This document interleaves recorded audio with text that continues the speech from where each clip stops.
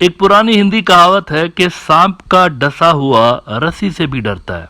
ये कहावत इन दिनों इंडिया के पॉलिसी मेकर्स के ऊपर बिल्कुल फिट बैठती है, क्योंकि उनको जिस तरह के चैलेंजेस का सामना करना पड़ रहा है इन दिनों, शायद दुनिया का कोई और मुल्क उस तरह की चैलेंजेस का सामना नहीं कर रहा।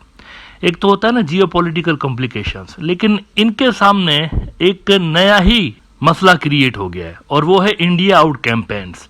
शुरुआत इसकी बहुत सारे लोग मालदीव से देख रहे हैं कि मालदीव में शुरुआत हुई थी, लेकिन मालदीव से नहीं हुई थी। असल में इसकी शुरुआत नेपाल से हुई थी। सबसे पहले जो इंडिया आउट कैंपेन स्टार्ट हुई है वो किसी न किसी तरह से नेपाल में स्टार्ट हुई है। वहां पर जो प्रो इंडिया सरकार थी वो धपड़धूस हुई थी, उसकी जगह पे प्रो चाइना जो कम्युनिस्ट पार्टीज थी वो पावर में आ गई हैं और उनका पावर दिन ब दिन बढ़ता ही चला जा रहा है। अब उनके पावर के बढ़ने की वजह असल में यह है कि पब्लिक लेवल पर उनका वोट बैंक बढ़ रहा है, उनके लिए एक्सेप्टेंस बढ़ रही है। तो इंडिया आउट कैंपेन्स के अंदर असल में यही तो हो रहा होता है कि प्रो चाइना जो पार्टीज हैं या एंटी इंडिया जो पार्टीज हैं उनका ग्राउंड पे असर बढ़ रहा होता है। तो यही तो कैंपेन की बुनियाद है असल में इंडिया आउट कैंपेन्स की। तो पहले पहले इसकी इब्तिदा वहां पर हुई थी। लोग तो मालदीव के अंदर देख रहे होते हैं ना, लेकिन मालदीव से भी पहले उसका नाम इंडिया आउट नहीं था। नेपाल के अंदर जो चल रही इंडिया आउट नाम नहीं था, नारा नहीं था ये वाला, लेकिन चीजें वही हो रही थी वहां पर। उसके बाद मालदीव के अंदर हुई। तो वो जो मैंने शुरू में बात की कि सांप का डसा हुआ रस्सी से भी डरता है। अब बांग्लादेश के अंदर जो कैंपेन चल रही है India out, Indian policy makers ने देखा है कि नेपाल और मालदीव में उनके साथ जो हुआ है, तो ये बड़ा केयरफुली इसको भी देख रहे हैं कि यार कहीं ये भी ना उस तरह के रिजल्ट्स प्रोड्यूस कर दे कि जिस तरह नेपाल और मालदीव के अंदर इस कैंपेन ने प्रोड्यूस किए हैं। तो तकरीबन सारे ही बड़े थिंक टैंक्स इस पे खास तौर पर ध्यान दे रहे हैं, इंडिया के जो थिंक टैंक्स है। और इसी में ऑब्जर्वर रिसर्च फाउंडेशन भी इंडिया का एक बहुत बड़ा और पुराना थिंक टैंक है, न्यू दिल्ली के अंदर बेस्ड है। ज़बरदस्त किस्म का इनका थिंक टैंक्स है। चंद जो संजीदा तरीन इंडिया के थिंक टैंक्स हैं, this is one of them. और इसको मैं रेगुलरली पढ़ता भी रहता हूँ। इसकी एक वजह यह भी है कि जयशंकर साहब जो कि इंडिया के फॉरेन मिनिस्टर हैं, उनका बेटा भी इसके जो डायरेक्टर्स हैं उनमें से एक है। इस एतबार से इंडिया की हद तक कम से कम आप कह सकते हैं कि ये वेल कनेक्टेड एक थिंक टैंक है और अच्छा लिखते हैं। इन्होंने इंडिया आउट कैंपेन के हवाले से कल एक बड़ा ज़बरदस्त एक ओपिनियन लगाया है। इनके जो टॉप के ऑथर्स हैं आदित्य गोवर्धा शिवामूर्ति और श्रुति सक्सेना जो इनकी एक एनालिस्ट हैं, उन्होंने ये लिखा है। वो कहते हैं the politics and geopolitics of Bangladesh India out campaign. The politics and geopolitics, ये दो अलग अलग टर्म्स हैं। तो डिटेल में जैसे कि मैंने कहा बारीकी के साथ इसको रीड कर रहे हैं, खाली जियो पॉलिटिक्स नहीं पॉलिटिक्स भी। इसमें पहले तो शुरुआती लाइनें दिखाता हूँ, उसके बाद मैं आपको कंक्लूजन दिखाऊंगा कि वो क्या समझते हैं। शुरुआती लाइन में उन्होंने कहा कि media reports suggest that during the latest Ramadan celebrations there was a drop in the demand for Indian goods in Bangladesh due to the India out campaign. अब वो जो मीडिया रिपोर्ट्स हैं इस पे मैंने बात की हुई थी, वो जो निकाय एशिया के अंदर डिटेल्ड आर्टिकल लगा था कुछ रोज़ पहले, ये वाला। इसमें इन्होंने कहा था, निकाय एशिया ने 12 अप्रैल को लगा था, रमज़ान की मेरे ख्याल से एंड चल रही थी या ईद के बाद ये आर्टिकल लगा था कि Bangladeshi India out campaign hits Ramzan sales. और इसमें उन्होंने कहा retailers report demand drop, PM Hasina points to dependence on Indian staples. तो ये बात तो क्लियर है, कंफर्म है कि ग्राउंड पे इसका इम्पैक्ट पड़ रहा है। पहले जो लोग कह रहे थे सोशल मीडिया की कैंपेन है, वो बेसिकली अपनी मुंडी शतरमुर्ग की तरह मैं अक्सर मिसाल देता रहता हूँ, वो लगा के बैठे हुए हैं। वो मतलब इसको डाउन प्ले करने की कोशिश कर रहे हैं, हालांकि ये डाउन प्ले करने वाली चीज़ है नहीं। ये बड़ा सीरियस मुद्दा है, बड़ा सीरियस मुद्दा है। इसको केयरफुली रीड करने की ज़रूरत है। इंडिया के खास तौर पर जो पॉलिसी मेकर्स हैं उनको भी और जो प्रो इंडिया एलिमेंट्स हैं उनको भी, वो डाउन प्ले कर रहे हैं। डाउन प्ले करना ही असल में इंडिया का सबसे बड़ा मसला रहा है। लेकिन यहाँ पे इन्होंने, मुझे खुशी हुई पढ़ के कि इन्होंने कम से कम कन्फेस किया है कि इश्यूज आर देयर और इसका इम्पैक्ट ग्राउंड पे पड़ रहा है अकॉर्डिंग टू मीडिया रिपोर्ट्स, जैसा कि वो लिख रहे हैं। अच्छा, कंक्लूजन में वो कहते हैं कि in conclusion the emergence of an India out campaign in Bangladesh following the victory of Awami League in the recent general election has brought attention to the complex interplay between politics, economics and geopolitics. The campaign appears to be politicized, with the opposition exploiting anti-India sentiments to gain traction, reminiscent of familiar events in Maldives. Attempts to undermine this partnership Sarodi India Out campaign risk destabilizing Bangladesh economy but offer an opportunity for the opposition to challenge the current government.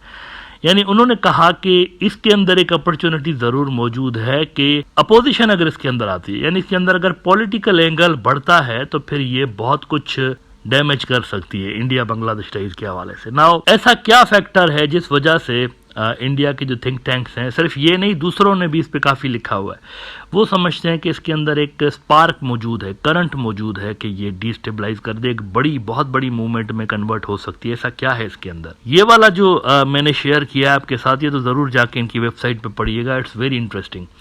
लेकिन Indian जो think tanks हैं वो ये समझते हैं कि जैसे कि बीएनपी वालों ने वो कहते हैं कि एक अलग से ही कोशिश शुरू कर रखी है चाइना के साथ अपने टाइज बढ़ाने के लिए, और इंडिया के इंटेलेक्चुअल्स समझते हैं कि इंडिया आउट कैंपेन के अंदर चूंकि एक एंटी इंडिया एलिमेंट है और वो डायरेक्टली चाइना को बेनिफिट भी कर सकता है, तो ये एक पॉजिटिव साइन है चाइना के लिए, तो चाइना इस पर अट्रैक्ट भी हो सकता है। ओआरएफ वाले फॉर एग्जाम्पल कहते हैं कि दी टॉप लीडरशिप, ये बीएनपी वालों के लिए कह रहे हैं, यानी अपोजिशन बांग्लादेश की, ये सारी India out campaigns mostly opposition वाले रन कर रहे होते हैं। मालदीव के अंदर भी ऐसा हुआ था, अपोजिशन ने रन की, गवर्नमेंट में आ गए। नेपाल के अंदर अपोजिशन ने रन की, गवर्नमेंट में आ गए।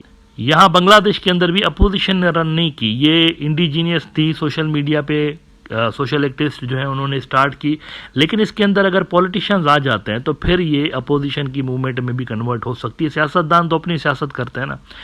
वो कहते हैं the top leadership has decided, BNP वालों की टॉप लीडरशिप के लिए कह रहे हैं कि they have decided to consider re-establishing contacts with China and has assigned a senior leader to spearhead the process. This shift towards China by demonizing India, with which it has had a rocky relationship, could help the BNP appease China and convince them to increase relations with the party. Fourthly, by using an anti-Indian campaign, the BNP is appeasing the hardliners and making the ground fertile for Pakistan's presence, which could be used to harm India's security interests in the long term. अब इसीलिए मैंने वो शुरू में मिसाल दिया कि सांप का डसा हुआ रस्सी से भी डरता है। इस कैंपेन में, बांग्लादेश के अंदर जो कैंपेन चल रही है, इसके अंदर ना पाकिस्तानी एंगल नज़र आया है ना चाइनीज़ एंगल नज़र आया है, क्योंकि चाइना शुरुआती मुल्कों में था जिन्होंने कंग्रेचुलेट किया था शेख हसीना को, और पाकिस्तान ने भी उनको मुबारक दी हुई है, उन्होंने एक्सेप्ट की है इनकी इस गवर्नमेंट को,